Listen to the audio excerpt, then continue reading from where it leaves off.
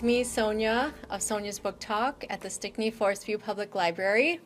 I'm doing my wrap-up today for the BookTube-a-Thon 2017. So we had a week of reading. Of course, I didn't get to read as much as I wanted to, especially yesterday. Sunday was just very, very busy with other things that I had to do. So it really killed me. I'm on a board of a theater company, and we were doing stuff with that. So, but that's great. That's life. But I loved the books that I read this week. So I'm going to tell you about them. I picked some good ones. So the first one I started with was Becoming Maria by Sonia Manzano. And it's a memoir by the actress who plays Maria on Sesame Street. And I've been wanting to read this book, and I'm so glad I did because I loved it. It really made me feel like I was there in the South Bronx back in the 60s and 70s. And it goes from when she is from a really young viewpoint, and it goes through the years. So her viewpoint, you know, she's older and older, and it ends when she's in college studying acting. So, and then you know that it ends with her audition for Sesame Street, actually, which was really, that was like one of the best parts. So I really loved all of this, and maybe she's going to write a sequel about her Sesame Street years, I don't know, but her childhood was pretty turbulent. It was, you know, Puerto Rican.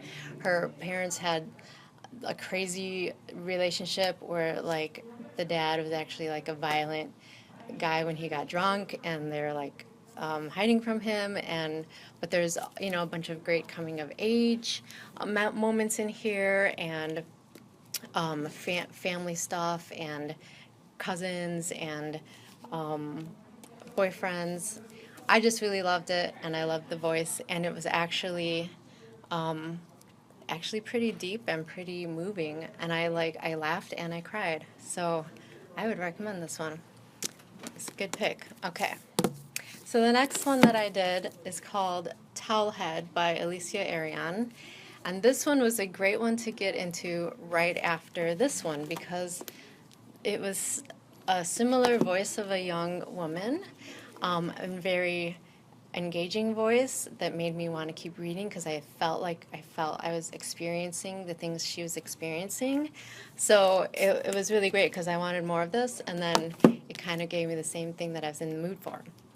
So this one actually has a lot of sexual content in this, and there's a lot of issues, but it's coming from the first person of a 13-year-old girl, and it's not like she's a strong person, even though she's having these things happen to her. Like, I don't want to give too much away, but there's some like sexual abuse in here, but it's not like a really heavy, scary book, so I don't want to make it sound like that. But there's she also has a boyfriend, and but her dad doesn't know, or her dad doesn't want her to date yet because she's too young, but she really likes this boy and having good experiences with him. So that's the other side of this. So there's also something with her neighbor, and her parents are divorced, so she's going through that, and she's actually very perceptive and pinpoints like the hypocrisy of the adults around her. So I think she's a really smart protagonist. I really liked reading about her and how she's confused, and she knows she's confused, and then at the end it comes into, she resolves it. She tells adults like what's going on. So that's all I'm going to say about this one, but I really like this one too. I gave this one 5 stars along with the other one. So then for the challenge of read a book in a day, I read 100 Things to Do in Chicago Before You Die by Molly Page, who came here. Hi, Molly, if you're watching. This has 100 Things to Do in Chicago, and it's just really less than a page each on these things to do. So it's not like if you really wanted, you know, to get more in depth on these things, but that's to encourage you to go experience these things for yourself. So You can read a little snippet and then go and do. That's what this whole book is about. So I gave this 5 stars too because I love Chicago. And I appreciate that Molly didn't put herself in the book because it's basically just about things in Chicago, not her doing things in Chicago, but that's a different way to write a book. Maybe, maybe you like that. There's just 2 different ways. Neither one is better than the other.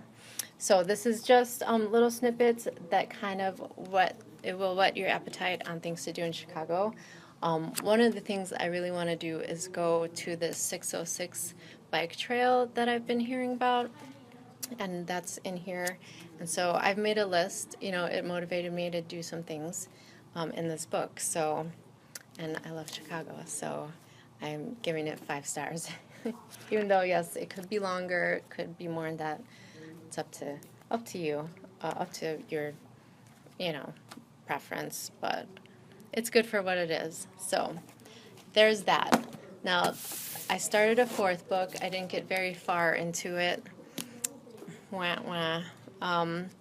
Just too much going on. The beginning of the week started out good for reading, and then I got busier and busier.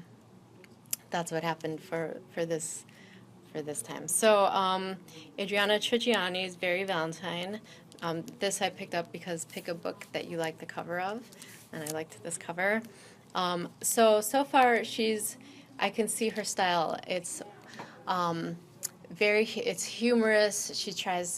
She talks about her family and herself, and it's trying to be really funny. Like in every paragraph, there's like exaggerations and just calling people out, and some kind of like wacky characters that are here, and there's like a voice that's like a sardonic kind of voice so far, and so, but it's very colorful, and I definitely want to keep reading it. So that's all I know about this one so far. I didn't get too far into it, and I didn't get to my other pick, the Colson Whitehead Underground Railroad, because I knew I was going to have time for it, and someone had a hold request, so I sent it out to that person. So I hope they're enjoying it. So those are my books for the BookTube-a-Thon, and I think we have the link. We're going to have the link down below. And check out BookTube.